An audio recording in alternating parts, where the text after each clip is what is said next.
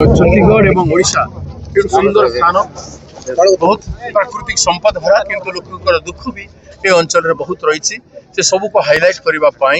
एवं आम बॉर्डर अंतरु आम झारखंड बॉर्डर पर्यंत पदयात्रा कर प्लानिंग अच्छी आज आली आम 2 दिन पदयात्रा कर मालकानगिरी रे शेष करूँ दिन को 15 ରୁ 20 किलोमीटर यात्रा है किंतु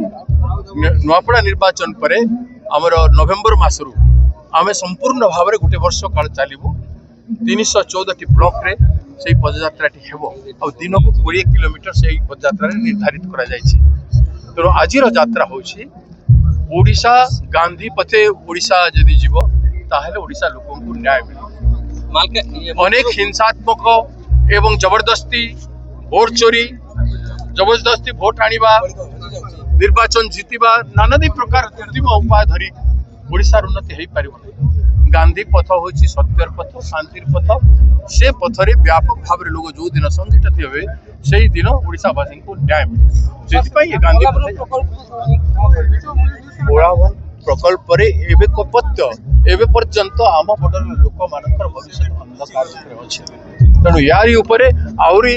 एत स्टडी है भी आहरी स्टडी आवश्यकता अच्छी गोटे ठोस रिपोर्ट सरकार आज पर्यटन विगत सरकार भी देना कि वर्तमान सरकार भी देना